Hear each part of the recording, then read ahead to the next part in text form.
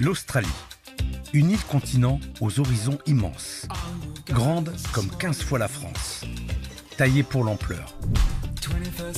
Voilà près de 30 ans que je parcours les cuisines de France, les miennes et celles des autres. Aujourd'hui, l'envie d'aller ailleurs sonne comme une évidence, pour explorer d'autres manières de cuisiner, de manger, et derrière tout cela, de nouvelles cultures.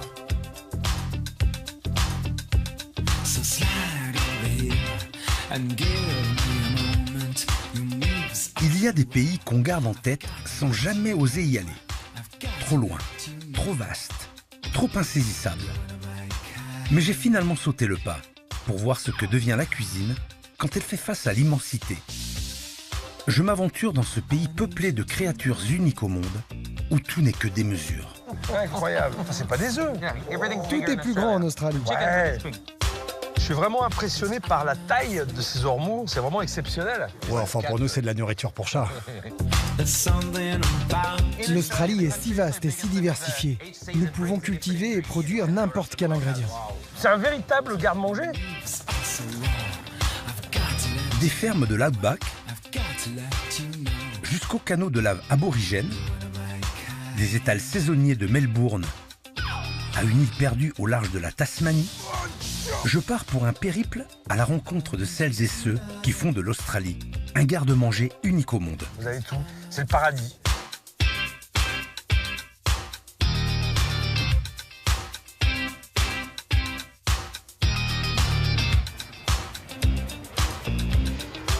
Après un très long voyage de plus de 24 heures, j'arrive enfin à Brisbane, la capitale du Queensland, l'un des 6 États du pays.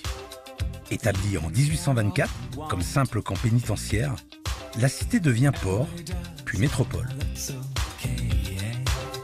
Entre côte et intérieur, Brisbane est aujourd'hui la 3e ville la plus peuplée d'Australie et m'offre une étape naturelle avant l'outback où je compte me rendre.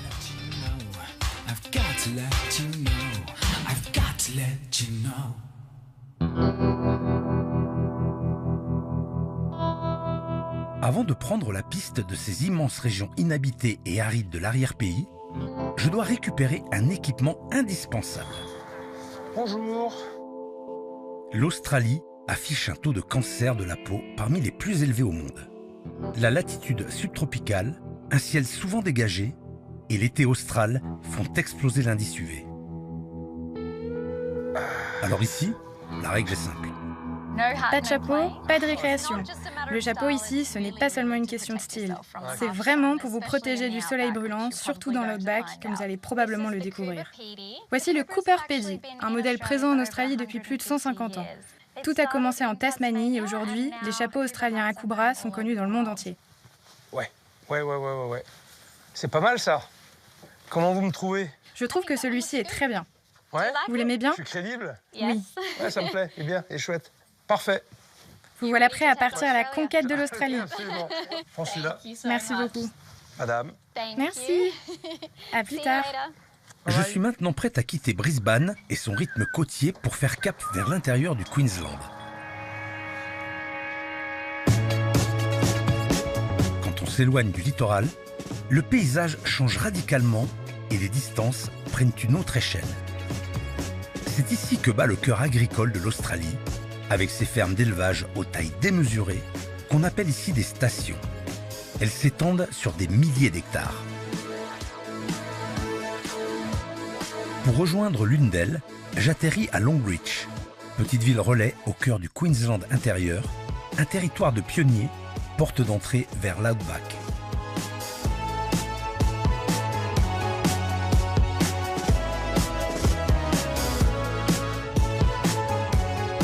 Avant la piste, je fais halte dans un pub historique, le Wellshot, qui voit passer depuis des décennies pionniers, éleveurs et convoyeurs.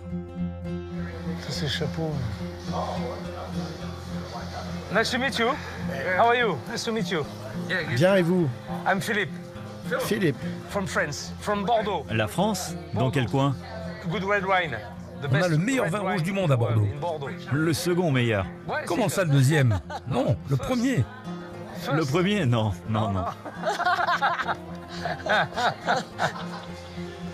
Vous êtes la propriétaire? Ok. Oui, depuis 9 ans. Ok, 9 ans. Et depuis combien de temps il existe cet endroit? 1890. Il a été construit en 1890. C'était le premier hôtel à s'implanter ici. Et c'est le dernier encore ouvert. D'accord, d'accord. Ok. Et vous pouvez m'expliquer tous ces chapeaux? À l'époque, les gens venaient à l'hôtel le vendredi et ouvraient une ardoise pour consommer. Le dimanche soir, ils avaient évidemment bu tout leur argent. Ils laissaient alors ce qu'ils possédaient de plus précieux, leur chapeau, indispensable quand il fait 45 degrés. Ils le laissaient alors en caution jusqu'à leur retour la semaine suivante. Avoir un chapeau ici, c'est vital. Puis ils recommençaient. Ces chapeaux servaient donc parfois de règlement pour leur ardoise. Vous pouviez payer votre bière avec votre chapeau. Non. Non, il est tout neuf. Et le plus vieux? 52 ans. Oui, celui-ci, c'est ça. 52 ans. Comment vous définiriez la cuisine australienne? Dans la Outback, c'est de la nourriture simple et en grande quantité. Il faut que les gens sortent de table et disent « Oh, c'était un copieux repas ». Ils ne disent pas que c'était un bon repas. Ils disent d'abord « copieux ». Les gens travaillent beaucoup ici, on est dans une communauté rurale, donc ils ont besoin de bien se nourrir, c'est ça? Principalement des aliments frits, oui, et encore des aliments frits. Plus il y en a, mieux c'est. Ok. Tout ici porte la marque de l'effort et la fierté du travail. Ça me parle. Demain, à l'aube, je rejoindrai ceux qui font battre le cœur de l'Outback.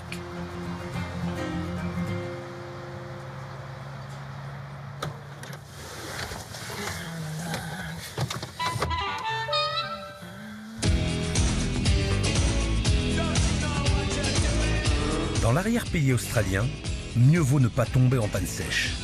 Le réservoir d'essence rempli à ras-bord, je m'engage dans l'Outback. Des heures de piste, sans voir personne. Juste la poussière, la route et ce ciel immense. Ça fait 2 heures que je roule là. Le paysage est assez monotone, c'est très plat, très sec. C'est des étendues immenses, à perte de vue. Ça n'en finit pas. Le Queensland, c'est le territoire des grands troupeaux. Ici, la terre est sèche. La pluie ne tombe que 5 mois par an. Cette région figure pourtant parmi les plus grands territoires d'élevage au monde, avec comme ultime richesse un espace quasi infini.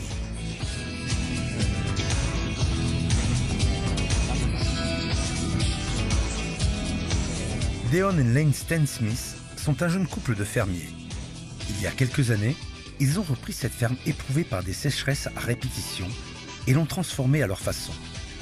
À Shadow Vale, les moutons remplacent progressivement les bœufs afin de mieux adapter leur élevage aux réalités climatiques.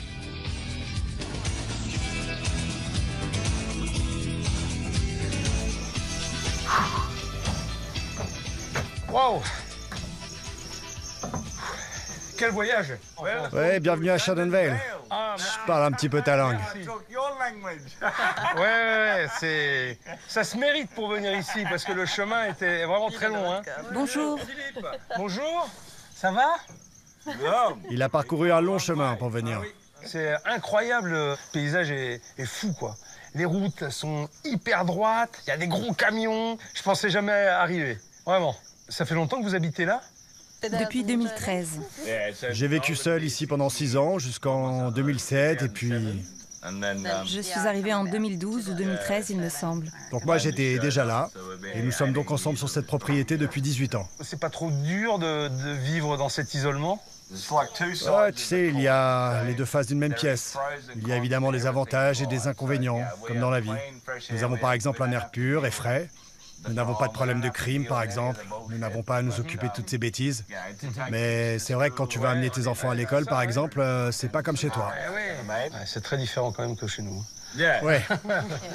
On ne vit pas non plus vraiment au milieu de nulle part. À peine le temps de faire connaissance qu'un hélicoptère vient se poser dans un nuage de poussière.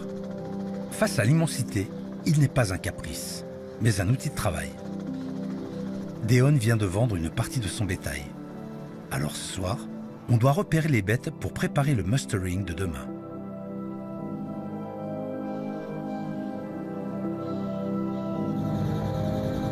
À tous les jours.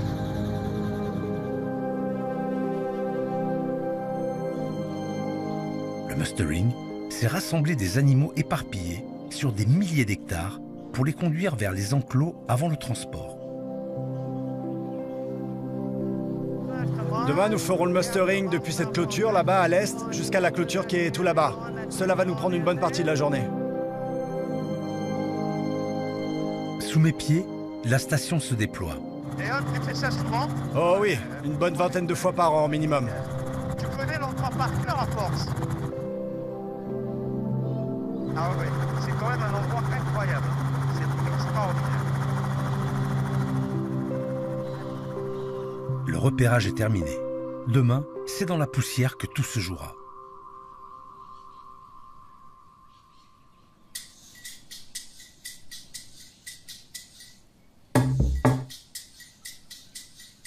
Au petit jour, Deon commence d'abord par jeter un œil à ses troupeaux.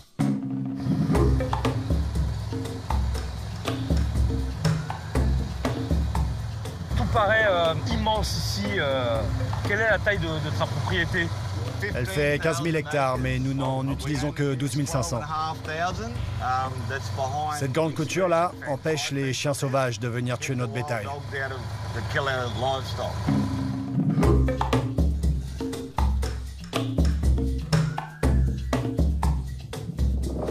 Quelle sorte d'animaux tu as sur la propriété?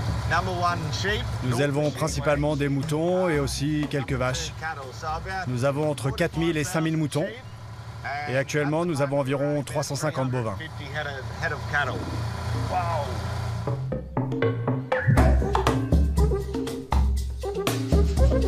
J'ai l'impression que tout ce qui concerne la viande, les bœufs, les moutons, ça vient d'ici, ça nourrit un petit peu tout le pays. Oui, près de 90% de la population australienne vit en zone métropolitaine. Je pense que l'Australie est le 3e ou 4e pays au monde en matière de concentration de population. C'est ridicule par rapport à la superficie du pays. Très peu de gens ont l'occasion de sortir et de découvrir le pays tel qu'il est réellement. Est-ce qu'on peut considérer ici qu'on est dans l'outback? Ah, ça dépend, parce que nous, on vit ici. Et pour nous, c'est presque la banlieue éloignée de Brisbane. Mais pour quelqu'un de la ville, c'est l'outback, c'est sûr, car notre voisin le plus proche se trouve à plus de 20 km. Alors toi, tu penses qu'on est aux portes de la ville alors qu'on est à 13 heures de Brisbane? Mais pour moi, c'est le bout du monde. C'est incroyable.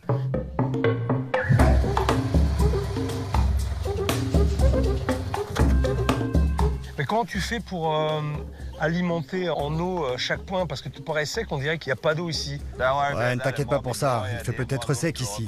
Mais nous sommes au-dessus de la plus grande réserve d'eau souterraine au monde. Nous ne serons jamais à court d'eau. Nous pourrions manquer de pluie, mais nous ne manquerons jamais d'eau. Ah ouais, ça, on ne dirait pas. Ah, attends, je vais te montrer.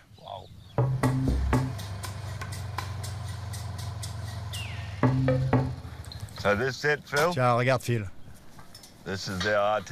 Voici notre puits artésien, la source de vie de cet endroit. Ce forage descend à plus de 180 mètres de profondeur pour atteindre l'eau. Il en sort 24 litres par seconde, avec une forte pression naturelle, à une température de 31 degrés. Cela permet donc d'abreuver tous les animaux de la propriété, plus la maison et notre famille. Alors ça paraît paradoxal qu'il y ait autant d'eau dans le sous-sol et que tout paraisse aussi sec autour de nous. Si l'on en croit la science, cela fait au moins 2 millions d'années que cette eau n'a pas vu la lumière du soleil. Elle est naturellement filtrée, elle est donc très pure. Cette eau est d'une pureté si exceptionnelle que je pourrais la mettre en bouteille, y mettre mon logo et la livrer dans des restaurants chics comme le tien. Tu vois ce que je veux dire? Moi, je serais content de vendre cette eau dans mes restaurants, ce serait assez original. Ah, tu serais mon premier client, mon pote. Bon, allez, assez parlé. Va ouvrir le robinet, d'accord? Ah ouais? Ouais, vas-y, ouvre-le. Ah. C'est dangereux? Non, non, vas-y, ouvre-le. Celui du haut.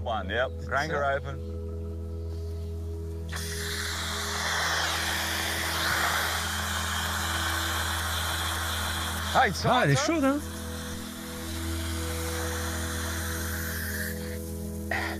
Ce serait pas mieux si c'était du pétrole? Ah, non, l'eau est la chose la plus importante au monde. Tu ne crois pas? C'est l'élément vital de tout. Et tu ne peux pas forer un puits pour trouver du pétrole si tu n'as pas un verre d'eau à la main, n'est-ce pas? Bien sûr, oui, évidemment, évidemment. Hey, bonne réponse. Tout s'enchaîne à Shiden Vale. L'hélicoptère est prêt à décoller le mustering peut débuter. 300 moutons sont à rassembler. Voici donc le paddock, celui de Goom Creek, où nous allons rassembler le bétail cet après-midi. John va venir survoler cette zone pour regrouper le troupeau en premier. On se retrouvera quelque part par ici, puis lentement nous accompagnerons les animaux avec les véhicules jusqu'aux enclos.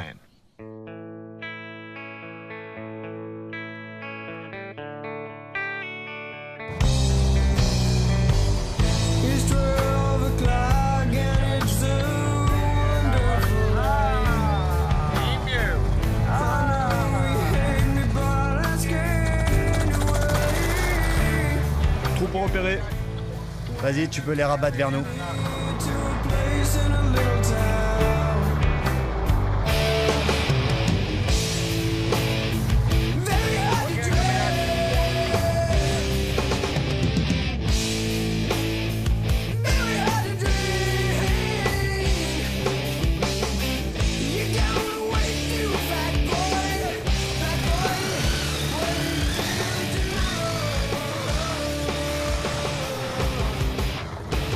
Chez nous, on fait ça avec les chiens. Eux, ils font ça avec l'hélicoptère, la moto, le doggy.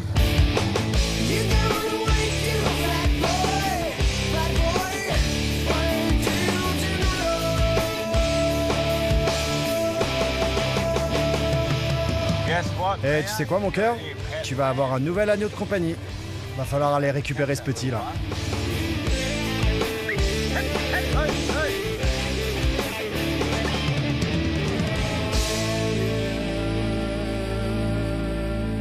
C'est du bon travail, hein.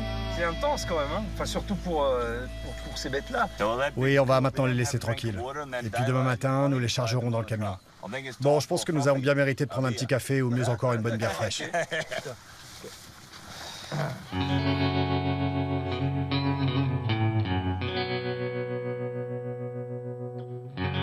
Le mustering est terminé. Il est temps de rincer la poussière et d'avaler un plat réconfortant. Je me couche, le corps encore chargé d'adrénaline.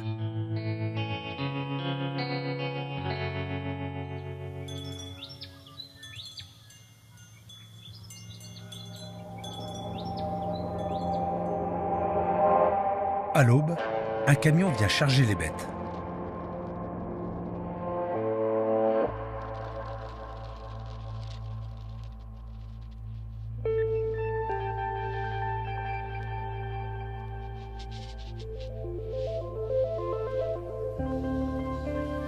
Ça te fait quelque chose de voir partir tes bêtes? Non, pas vraiment. Pour moi, c'est juste une nouvelle journée au bureau. Non, tu t'attaches pas? Le travail a été bien fait, c'est tout ce qui compte. Ok, d'accord, ouais. Et ils vont faire comme ça des centaines et des centaines de kilomètres. Lim, j'ai l'impression que le mustering, c'est une histoire de famille. Oui, c'est important. Ils doivent bien apprendre un jour. Non, non, mais qu'est-ce que tu racontes? D'abord, ils doivent trouver un vrai travail. Ah ouais. Le travail est terminé. Il est l'heure de prendre un petit déjeuner bien mérité.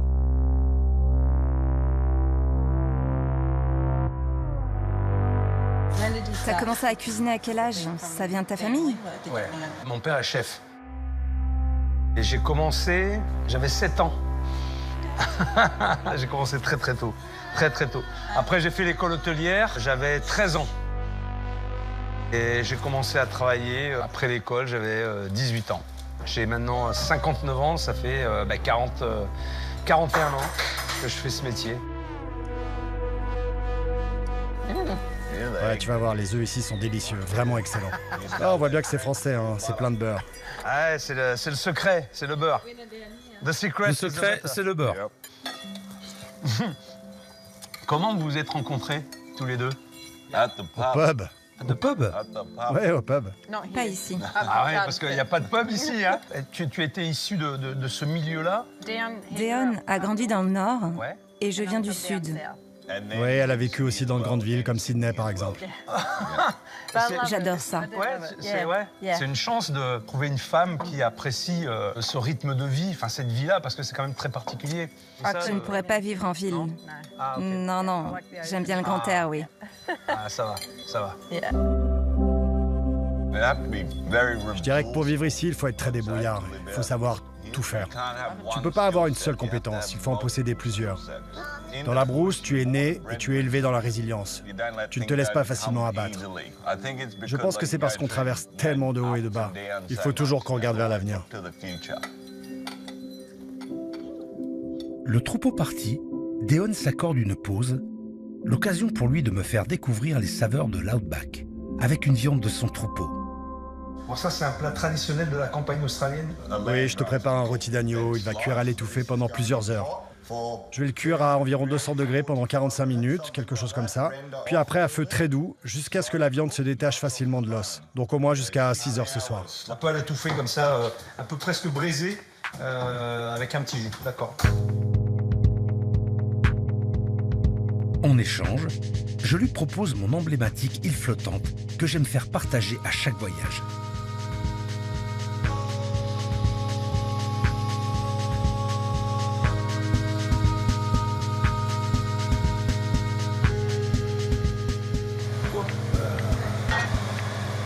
Allez, 2 heures. Encore 2 heures et ce sera bon. Allô, ça va? Oui, et toi? Bah, écoute, ça se passe super bien. On est dans un endroit vraiment incroyable. Perdu au bout du monde. Enfin, c'est un truc de dingue. Toi qui aimes les espaces et puis la nature, il y a vraiment tout là. L'isolement, il est total. Ah, super. Et comment ça se passe au travail? Ça va? Tu gères? Ben écoute, ça se passe plutôt pas mal avec tous les aléas habituels. Hein. Ah, c'est bien. Oui. Bon, écoute, je te laisse, ma chérie. Et puis dès que je peux, dès que j'ai de la connexion, je te rappelle, ok? Fais attention à toi. Ouais, ça marche, t'inquiète. Et bisous, ma chérie. Allez. Ciao, ciao, ciao. Ah, c'est magnifique. Le spot est parfait. Oh, c'est un vrai privilège d'être là. C'est fantastique. Non, merci à toi d'être venu. Merci pour tout. C'est un plaisir. Je suis très honoré, très honoré. L'agneau, les flottantes, les légumes, tout est là. Tiens, regarde, l'épaule d'agneau. Celle que tu as désossée aujourd'hui. Bon, c'est excellent. C'est parfait. La cuisson a été très, très lente. Oui, la cuisson, c'est toujours bien la cuisson lente comme ça, surtout sur cette partie-là, c'est top. Top, top, top. Vraiment très bon. Ouais, finalement, c'est basique, hein. C'est très basique. Mais bien sûr. Non, il faut rester simple. Il n'y a pas d'étoiles ici, mon gars. Hein. Les seules étoiles que nous avons, elles sont au-dessus de ta tête, là-haut dans le ciel. Pas sur ta chemise. Ce dîner met l'Outback dans l'assiette. Un agneau élevé ici, une cuisson lente et patiente, un plat franc, né du travail, dégusté sous les étoiles, les pieds dans la poussière de l'Outback. Je me souviendrai longtemps de sa saveur. Tu veux goûter?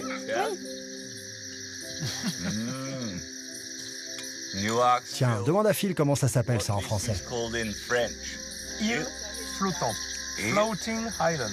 Île flottante. Oui, île flottante. Quelle vie vous aimeriez pour vos enfants? Oh, c'est une question sacrément profonde, ça. Pourquoi? Bon, je pense qu'ils ont d'abord besoin d'être connectés à la Terre. Déjà pour savoir d'où proviennent les aliments qu'ils mangent. Mais à notre époque, il est très difficile de vivre uniquement de la Terre.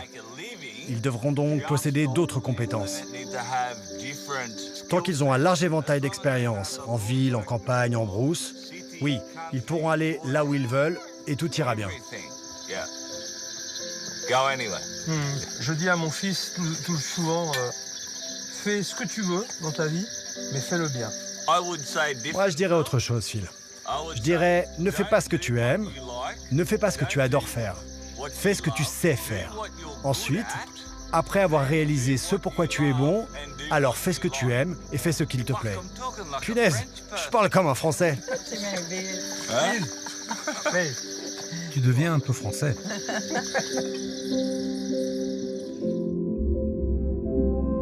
Après 4 heures de route, 2 avions et plus de 3000 km parcourus, j'arrive à Melbourne, la capitale du Victoria. De l'Outback au bitume, le contraste est radical.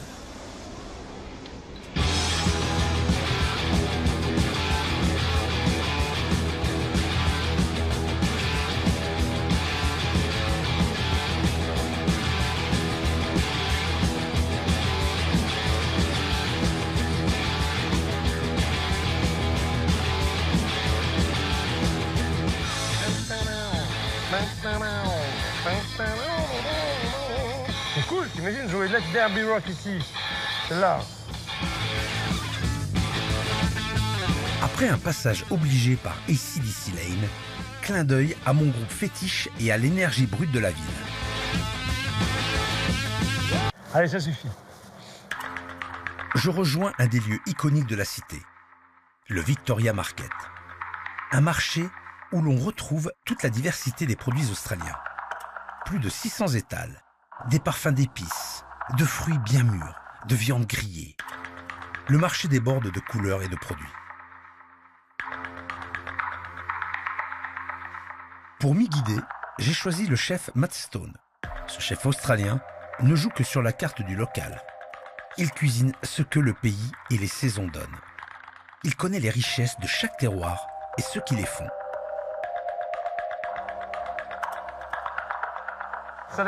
Nous voilà au Queen Victoria Market, créé il y a 115 ans. Je n'en suis pas sûr, mais je dirais que c'est le plus ancien marché d'Australie. Ah ouais, mais ça, on sent qu'il y a du vécu. Voilà, il y a une histoire. C'est mon marché préféré. Regarde ça, c'est typiquement australien. De la viande de kangourou, de crocodile. Le kangourou, c'est vraiment intéressant. C'est une source alimentaire très durable en Australie. C'est un animal vraiment mignon, évidemment. C'est même notre emblème national. C'est aussi l'enseigne de mon restaurant. Les kangourous sauvages sont une partie importante de notre environnement. Mais c'est la source de protéines la plus durable que nous pouvons consommer ici. C'est vachement tendre, hein? La texture est très sympa. Oh, la texture, ouais, c'est super tendre. En Australie, le pays est si vaste et si diversifié que nous pouvons cultiver n'importe quel produit. Nous avons aussi une gamme d'ingrédients que personne d'autre au monde ne possède. Des truffes et des mangues, dans la même exploitation agricole par exemple.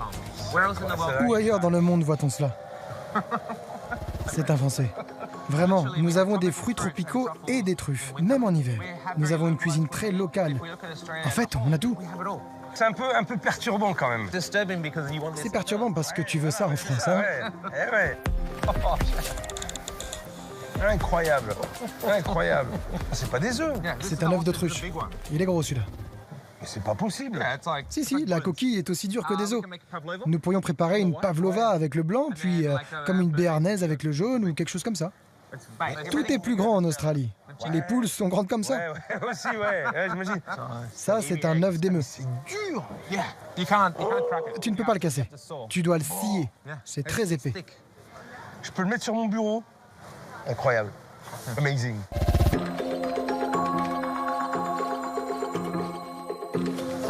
Tiens, voilà des ormeaux. Je vais t'amener plonger pour en trouver. Il y a des ormeaux en France, n'est-ce pas? Oui, mais c'est pas la même couleur. La quantité d'ormeaux que nous pouvons pêcher est limitée, mais avec mes copains, nous en pêcherons assez pour faire un bon repas. Par contre, je te préviens, l'eau sera froide. Melbourne est surnommée la capitale gastronomique du pays. Une réputation forgée par une densité de restaurants, de bars et de marchés la plus élevée d'Australie. Le mélange de cultures se goûte à chaque coin de rue.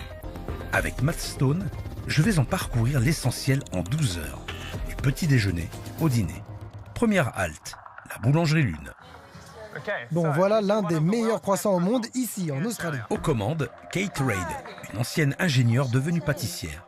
Elle applique au feuilletage une précision aérodynamique. Bienvenue. Merci. Et c'est tout le français que je connais, à l'exception de croissants, pain au chocolat, kouign-amann. Goûter un symbole français à l'autre bout du monde, je suis un peu dubitatif.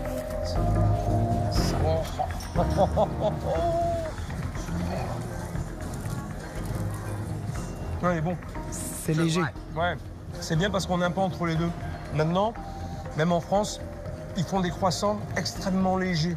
Très légers, trop légers. Le croissant, normalement, c'est assez dense. On doit sentir le beurre, mais on le voit là. Il est un peu gras. Tu vois, quand tu as un peu de gras sur le doigt, c'est que c'est fait avec du bon beurre, tu vois. Ce sont des croissants faits par une ingénieure. Mais il est bon. C'est bon. Très bon. Franchement, je suis impressionné de goûter des produits, des préparations aussi iconiques que ça à l'autre bout du monde et de cette qualité-là. Franchement, c'est super. Bravo. Hein. Bravo. Tu es une boulangère ingénieure, mais ingénieuse quand même. Je suis ingénieure de la pâtisserie. Et très rapide. Et très rapide, très aérodynamique. Tu produis combien de croissants par jour? Chaque semaine, à Melbourne, nous vendons environ 38 000 croissants. Bon. C'est bien? C'est très bien. Merci bien. Mais bravo. Bravo.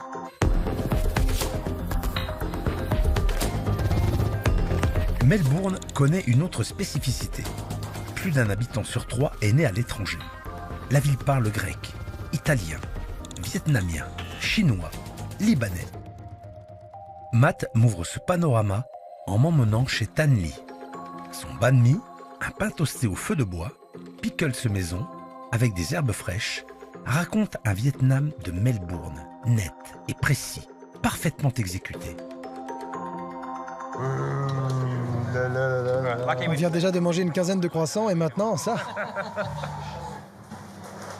À Melbourne, nous avons beaucoup de cultures différentes qui considèrent l'Australie comme leur patrie. Nous avons donc l'avantage de bénéficier de dizaines de milliers d'années d'histoire. Et ensuite, nous avons eu les migrations avec tous ces aliments différents qui sont venus s'additionner.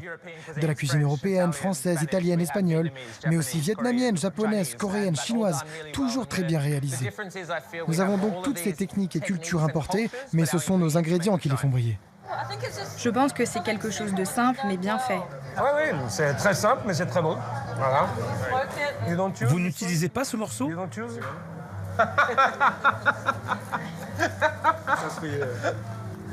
C'est un beau morceau, un morceau de chef.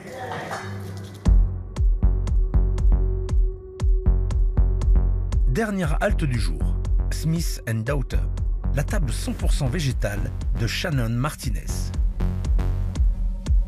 Pourquoi tu as choisi ce restaurant? C'est du rock'n'roll, mec. Shannon est vraiment la plus cool. Elle n'est pas végane, mais elle cuisine des plats véganes incroyables. Elle n'est pas végane? Non, pas du tout. Ici, on oublie l'étiquette végane. Seule la gourmandise compte. Matt tient à bousculer tous mes repères. Bon, ce soir, pas de bœuf et pas d'agneau. Pas de bœuf, pas d'agneau. Ok, que des légumes. Ça va. Ici, ce ne sont que des légumes. Ah, c'est parfait. Ouais, ça me va, c'est parfait. Allez, on te fait confiance. We trust you.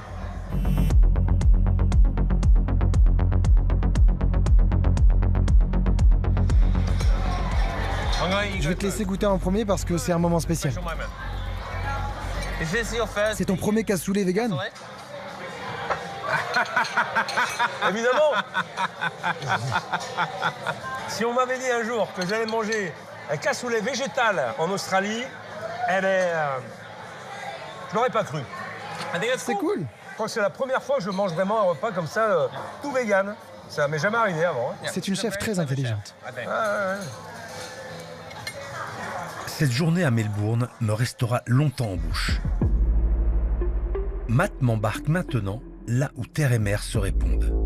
Direction Flinders Island. Son adresse préférée, la plus secrète.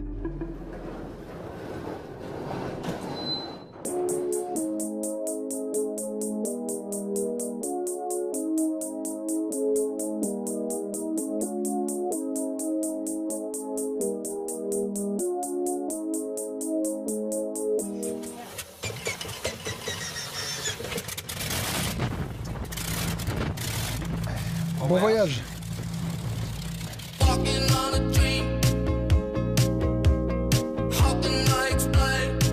Par le hublot, Flinders Island se détache dans le détroit de Bass, entre la Tasmanie et l'île continent. À peine 1 millier d'habitants vivent sur ce caillou posé sur le Pacifique. Des collines granitiques, des pâturages qui glissent jusqu'aux plages tropicales. Depuis le ciel, je sens déjà toute la richesse de Flinders. Sur le tarmac, les Yules m'attendent. Une famille pas comme les autres qui vit au tempo des pâturages et de la marée. Éleveurs à la ferme Queen, ils disposent de leur propre piste d'atterrissage. La piste d'atterrissage, quoi. C'est un chemin de forêt. Doucement, le fond. C'est trop petit pour moi. Hein. Comment allez-vous? Waouh, quel voyage. C'est vrai. Champagne. Ça, c'est de l'accueil. Ah, la classe. Hein. Ah ouais. Cheers, Matt. Cheers, monsieur.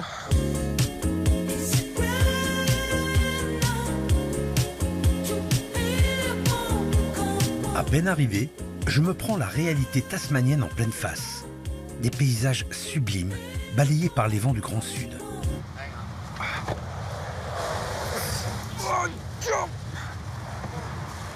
Mais l'île se mérite.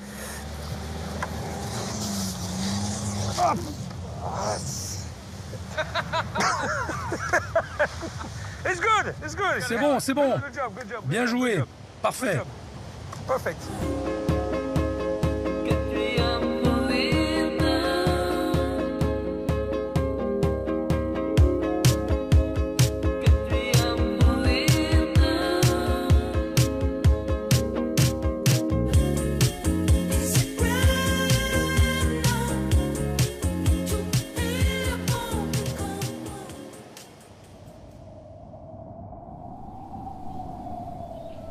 Comme tous les jours, Tom règle sa matinée sur sa priorité, prendre soin de son bétail. L'élevage est ici raisonné et durable. Au programme du jour, la surveillance du troupeau et le déplacement de 700 vaches et veaux entre différentes zones de pâture. Nous allons devoir essayer de rattraper le veau qui a franchi la clôture là-bas et le ramener auprès de sa mère.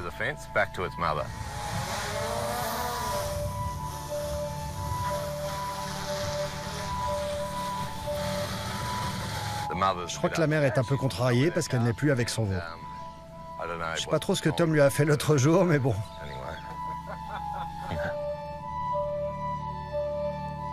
Déplacer le bétail d'un pâturage à un autre, c'est probablement le travail le plus facile et le plus gratifiant aussi. Combien tu as de vaches sur l'exploitation? Aujourd'hui, nous avons environ 1200 vaches qui sont gestantes actuellement et qui sont en train de voler. Et encore 1000 à peine sevrées. Nous vendons les bovillons lorsqu'ils ont environ 18 mois. Ils sont ensuite engraissés dans un autre élevage avant de partir pour l'abattoir. Elles sont quand même autonomes, elles ont de l'espace, elles ont à manger, elles ont à boire, elles sont tranquilles. Ouais, le bétail est complètement autonome. Les vaches ont de l'eau et de l'herbe fraîche à volonté. Et surtout la sérénité, regarde, c'est un endroit magnifique. C'est pour ça que sur l'île de Flinders, le bétail a tellement meilleur goût. Ils sont naturellement imprégnés du sel de l'océan, donc en gros, ils sont déjà assaisonnés. On sent la différence vraiment? Ah oui, complètement. Exactement. Ça apporte simplement un autre niveau de minéralité et de saveur. Ça modifie aussi légèrement la texture de la viande pour obtenir un beau steak ferme et dodu. C'est vraiment un produit d'exception. Ok. J'ai hâte de la goûter.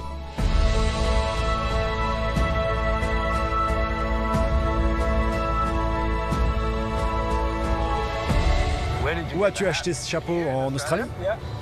Oh, c'est un Avalon, le même que le mien. Parfait, j'ai fait le bon choix. Incroyable. C'est d'une beauté. Tu sais, Tom, la série documentaire s'appelle Un chef au bout du monde. Et là, je crois que je ne pouvais pas espérer mieux.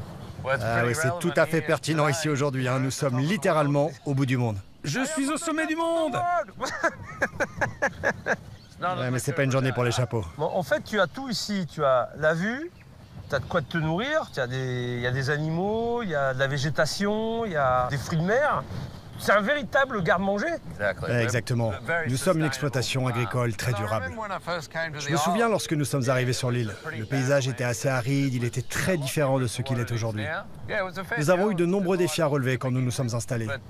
Mais Joe et moi aimons les défis et nous aimons prouver aux gens qu'ils ont tort. Beaucoup pensaient que nous ne pourrions pas transformer cet endroit en ferme.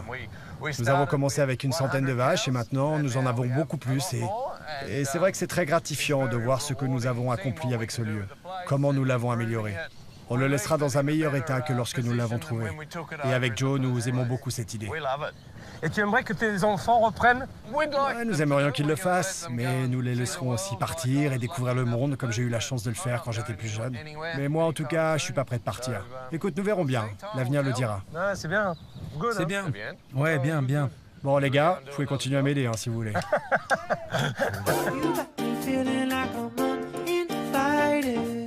Une première journée fabuleuse, les pieds dans la boue, sous les vents du Grand Sud. Une soirée chaleureuse en famille. Je suis déjà conquis par cette terre du bout du monde et ses habitants.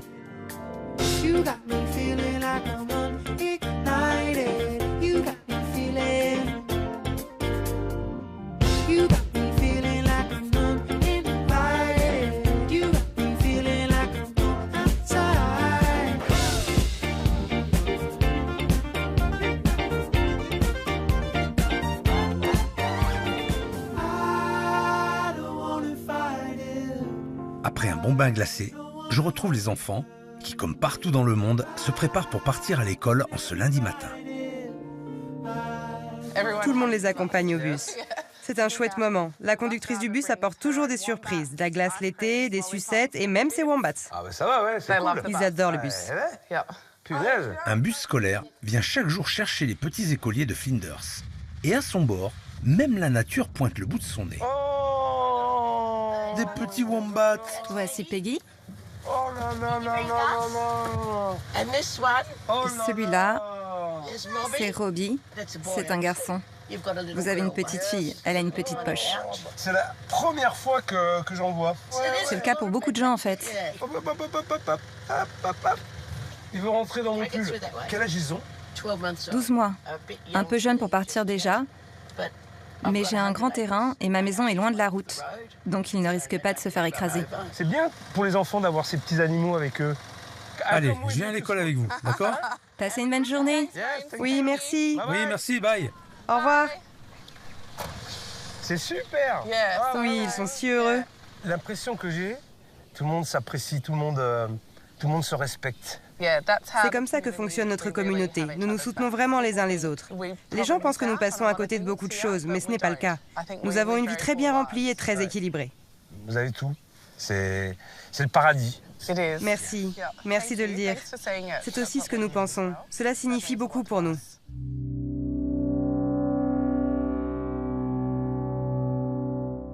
Et après avoir déposé les enfants, Jo aime aller se balader sur sa plage préférée. La ferme est juste derrière cette colline. J'adore venir me promener sur cette plage à la recherche de plantes. Je le fais tous les jours. Je viens ici depuis que je suis toute petite. Nous avons eu une enfance extraordinaire. C'était tout simplement magique. Ah. La ferme appartient à ma famille depuis plus d'un siècle. Mon arrière-grand-père est arrivé ici dans les années 1930. Il avait des chevaux de course. Nous sommes donc profondément attachés à la ferme et à la terre. On appelle cette plante une tête de cochon. Ça se cuisine? Oui, c'est excellent dans les sautés. Mais j'aime bien l'ajouter à un dirty martini ou à un gin tonic. Ouais, donc c'est une plante pour l'apéritif, quoi. Ici, nous avons du salbouche. La meilleure façon de le manger, c'est de le faire frire et de le déguster comme une petite chips de chou frisé. Et puis l'autre façon, c'est de l'ajouter à votre gin tonic. C'est vraiment excellent. On y revient toujours au gin tonic. J'ai l'impression que c'est la boisson nationale, ça.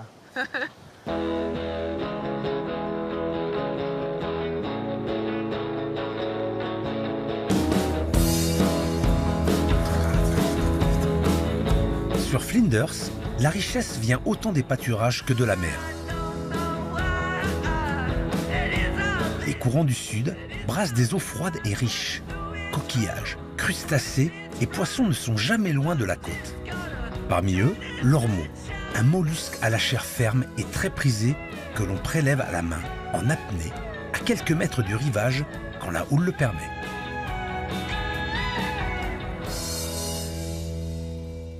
Voici l'île aux gros chiens. J'ai toujours voulu explorer cette région. Et avec un peu de chance, nous aurons peut-être l'occasion de pêcher des ormeaux. Nous pourrions aussi voir d'autres poissons, ceux à tête plate, des raies et peut-être même aussi des requins.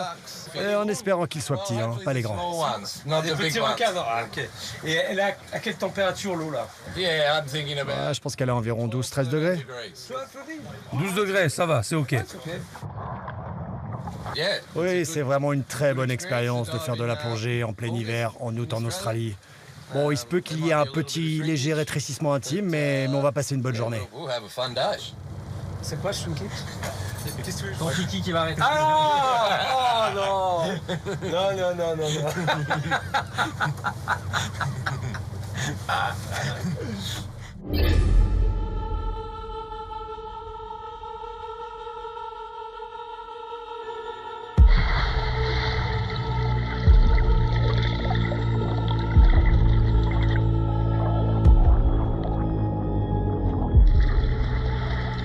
L'île est généreuse, mais elle fixe ses conditions.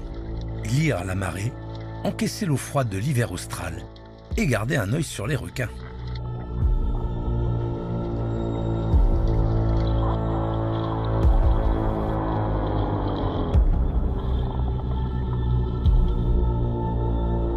Bon, il faut l'admettre, nous sommes avec Matt, meilleur pour cuisiner que pour pêcher.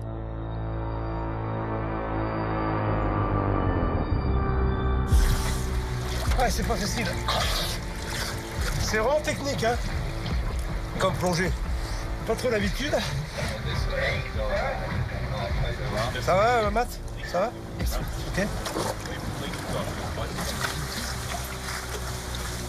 Ah putain. Même la cagoule, c'est dur à enlever. Putain, j'en ai chié là. Je me suis fait attaquer par un requin là, putain. J'ai mis une droite là. C'est barré. C'est une vraie boucherie. C'est une vraie poissonnerie plutôt. Heureusement, Tom s'en sort mieux que nous.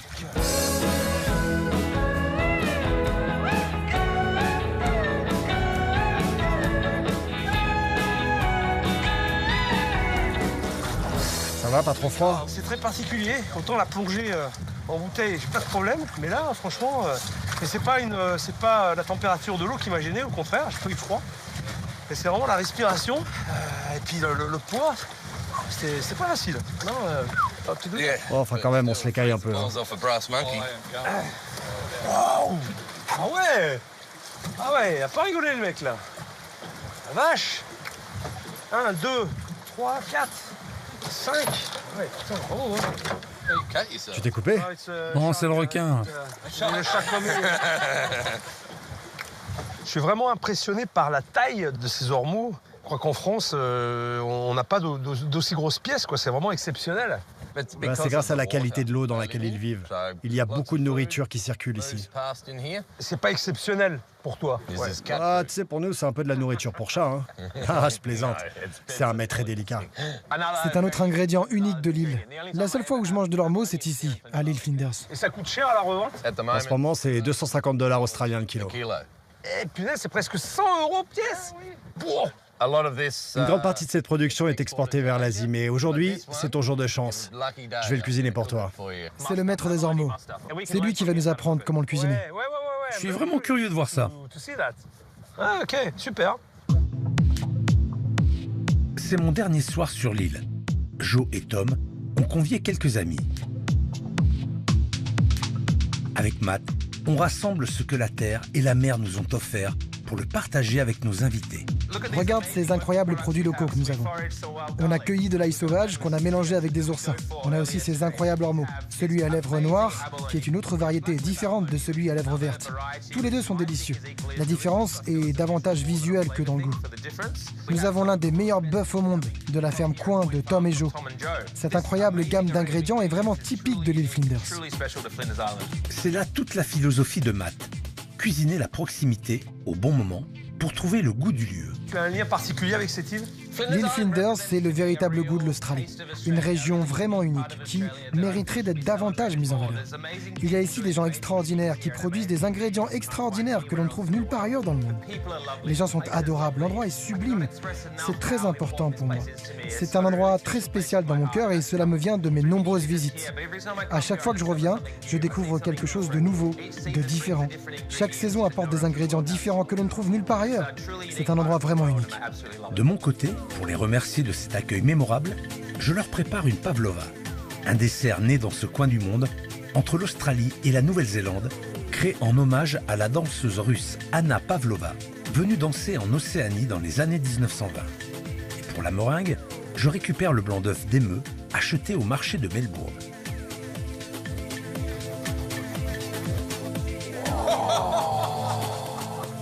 Waouh! Incroyable! Incroyable! Punaise! Tu aimes la pavlova? Oui, la pavlova, c'est vraiment un dessert de Noël. C'est probablement la seule fois de l'année où j'en mange. C'est une tradition. Ici, à Noël, il fait très chaud et nous avons beaucoup de beaux fruits tropicaux. Nous accompagnons donc la pavlova avec des mangues, des fruits de la passion, des kiwis. Les premiers convives arrivent. Tous viennent célébrer ce qui compte le plus ici et que j'ai réellement ressenti sur cette île du bout du monde. Le plaisir d'être ensemble. Enchanté. Qu'est-ce que vous cuisinez? Pavlova! Pavlova? Pavlova! Spécialement pour vous. J'adore ça. Tu goûté la crème? J'aime ça. Merci! Merci beaucoup! Tom s'attaque aux ormeaux, avec une technique bien australienne. Je fais ça pour les attendrir. Comme ça. Allez, ça y est franco, hein. Un pour la chance.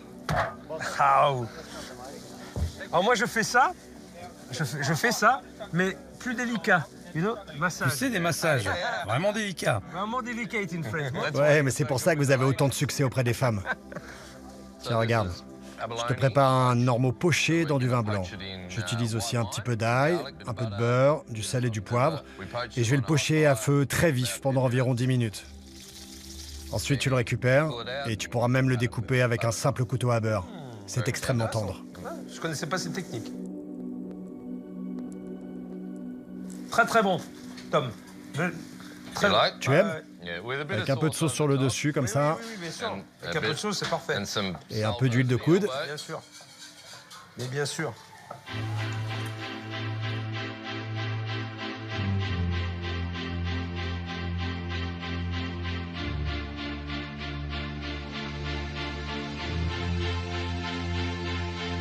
Autour de la table, l'île se raconte. Ormeaux à la taille démesurée, bœuf à la chair délicate et naturellement assaisonné, Saint-Jacques parfumé. Cheers. Merci pour cette expérience. C'était vraiment super. Très très bon moment, vraiment. Et puis cuisiner avec toi, si c'était top. Merci. Hein. Bon, merci. C'était super. Bon produit. Ouais. Et pour finir ce magnifique repas, la douceur d'une pavlova née sous ses latitudes. J'espère que ça va vous plaire. Really? Oh my God.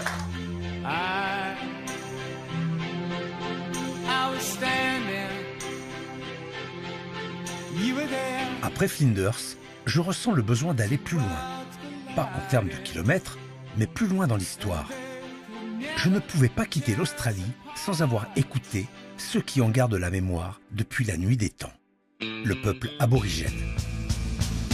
Je laisse les embruns salés et les pâturages de Flinders Island pour rejoindre une terre volcanique façonnée par les hommes il y a plus de 6000 ans, bien avant l'arrivée des premiers colons.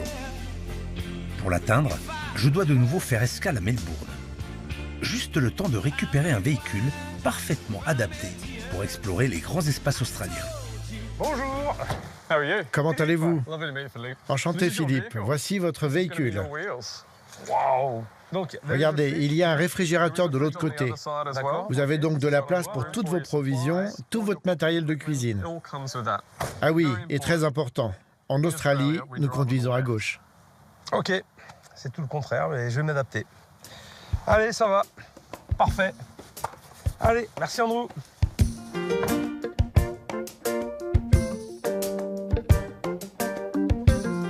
Pour rejoindre la dernière étape de mon voyage, je m'engage sur l'une des plus belles routes au monde, la Great Ocean Road.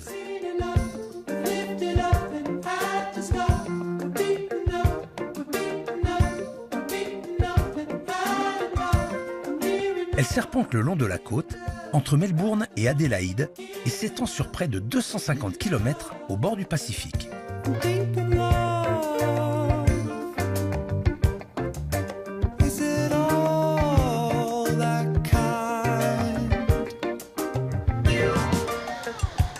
Et bon anniversaire, ma chérie. Domi, t'as vu d'où je te souhaite l'anniversaire?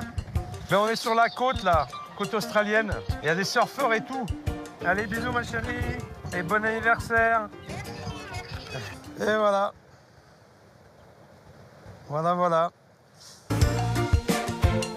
Au bout du ruban d'asphalte, m'attend Mujibin, le pays Gunditjmara.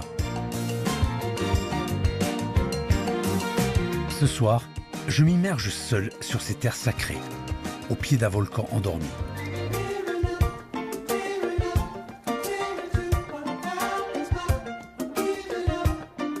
C'est vraiment cool. Hein. Dominique aurait adoré. Hein. Je vais me faire griller mes côtelettes, petites côtelettes d'agneau, simplement, du sel, du poivre. Simple, efficace. Le mec va manger 8 côtes d'agneau tout seul. Je vais pas manger à midi. J'ai me les bouffer les 8 côtes, hein, sans problème. Hein. On peut pas faire long feu. Hein. Cuisson parfaite là, c'est la maîtrise du feu. Regarde la préhistoire, c'est ça, la cuisine.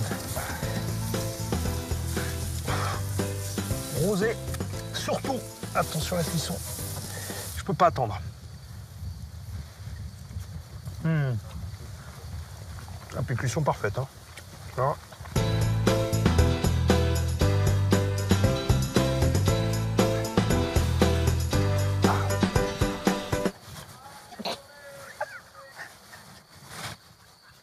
J'ai sauvé les côtes d'agneau, hein. Aïe, aïe, aïe. Et ça pique. Aïe. Ah, ça pique, là.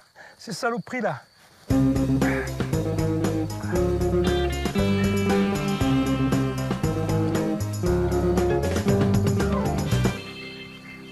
C'est ça, la cuisine.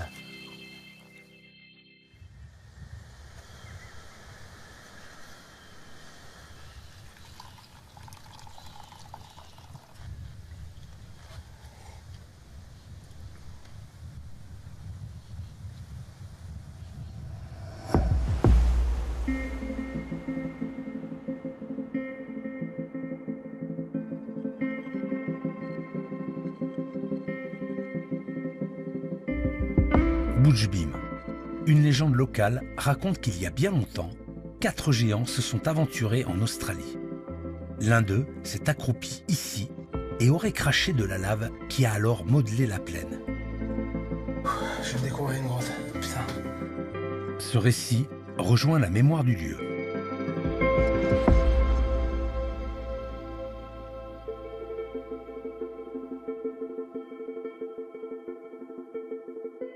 Il y a environ 37 000 ans, une éruption a déversé des rivières de basalte et dessiné ce paysage de pierre noire.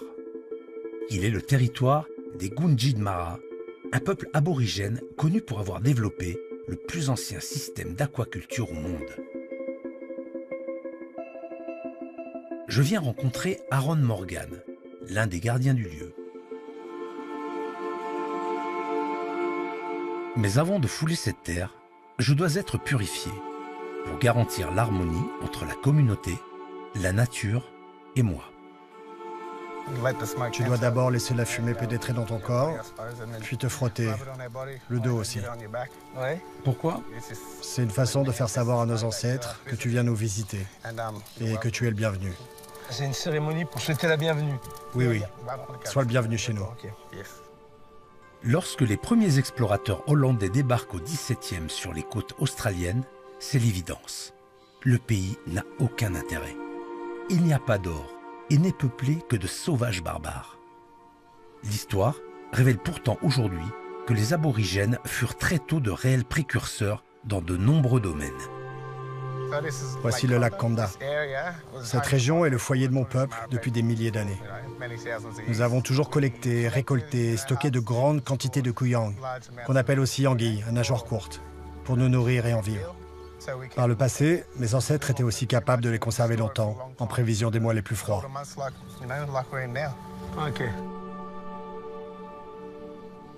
C'est au contact des Européens que la civilisation aborigène se désagrège.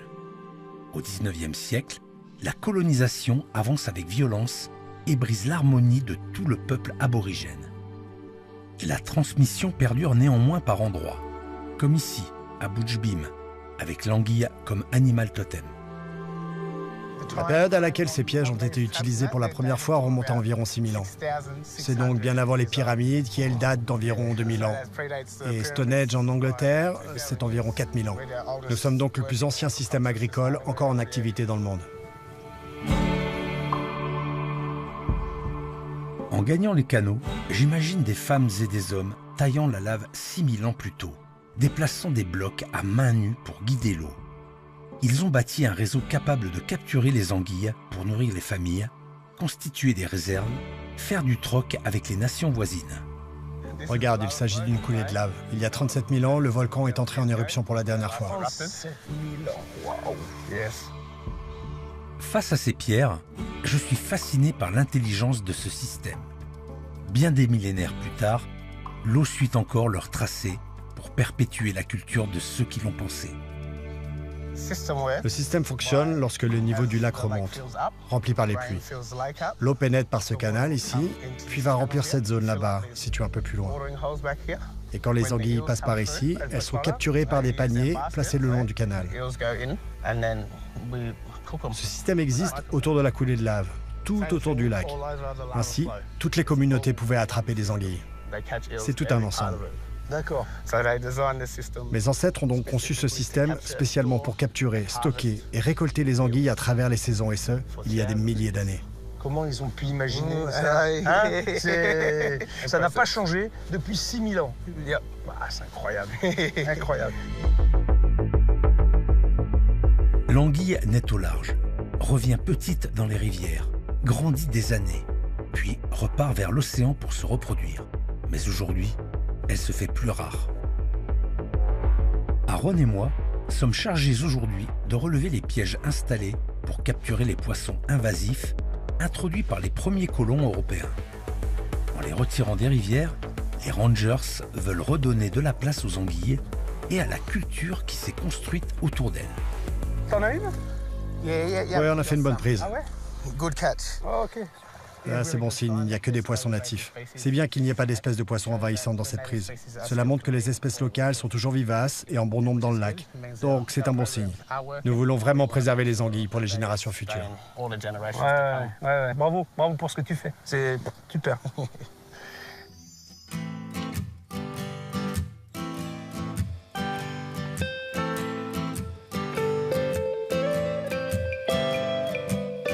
La culture Gunditjmara se transmet bien au-delà des canaux, sous différentes formes. L'anguille, elle est partout, hein. C'est forcément quelque chose qui vous inspire. C'est le totem du peuple Gunditjmara au sein de notre nation. Nous utilisons son image pour nous protéger ou pour être guidés par cet animal. C'est très important pour vous de continuer à raconter votre histoire à travers toutes les générations. Il y a 4 générations, notre arrière-arrière-arrière-grand-mère, qui n'était qu'un bébé, a été le seul survivant d'un massacre à la mission de Lake Condah. Donc, tout ce qui existait là-bas a été perdu. Puis la culture et la langue aborigène furent interdites. L'objectif était d'éradiquer les peuples natifs et leur culture. Les Européens écrivaient et se transmettaient ainsi leur histoire. Nous dansions, nous peignions, nous chantions, nous racontions aussi nos histoires, mais uniquement à l'oral. Rien n'était matérialisé, à part des peintures ou des sculptures. Nous avons néanmoins réussi à rester connectés à notre culture passée. Et c'est important que nous continuions à le faire. Si on ne le fait pas, on perdra notre culture à jamais. Voici un bâton messager qui te permettra de traverser notre pays en toute sécurité. Et nous espérons que ton voyage se passera bien. Merci encore d'être venu. Merci, c'est à toi. Il y a mon nom? My name, Chef Philippe Etchebest. Alors je sais exactement où je vais mettre cet objet dans mon restaurant. Et c'est très important pour moi, justement, de ramener quelque chose de mes voyages comme souvenir et de pouvoir expliquer ce que j'ai vécu aussi. Mais vraiment, merci beaucoup. Hein. Ça me fait très plaisir. Vraiment. Hein. Ah, c'est super. Hein. De retour au lac, Aaron et moi cuisinons l'anguille, chacun à notre manière.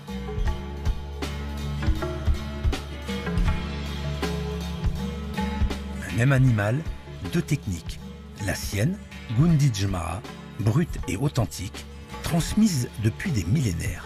Et la mienne, bien française. Tu es prêt, Aaron? Êtes-vous prêt? Bientôt. 5 minutes? 2? Ouais, 2. Ok, ça va. Pas de problème.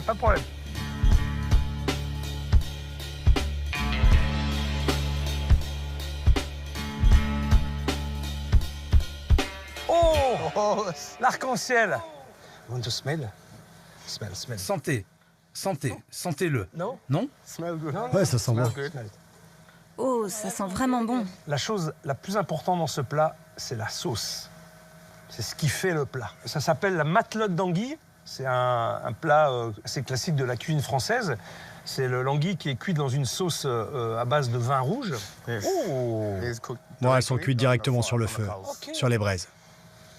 J'aime bien l'odeur du brûlé un peu, là, comme ça, là, du feu. Très primitif comme approche culinaire, mais c'est super intéressant, je trouve. J'aime bien, moi, j'adore. Je trouve ça super. C'est un moyen de vous remercier de m'avoir accueilli ici et de m'avoir fait découvrir toutes ces choses. Voilà. Pour moi, c'est hyper important, c'est un honneur. Et c'est ma façon de vous dire merci. Ah, merci à toi. C'est vraiment bon. It's good? You liked? Yeah. Je sais. Tu n'aimes pas les anguilles normalement. Hein? Tu n'aimes pas les anguilles. S'il te plaît, juste, je voudrais que tu essayes. Je n'aime même pas celle que je cuisine. Can I make the perfect? Puis-je faire la cuillère parfaite? Please.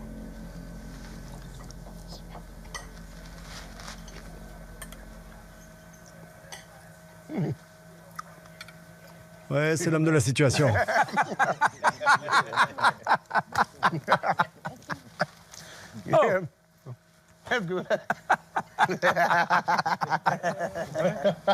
Ouais, c'est pour ça que t'es chef.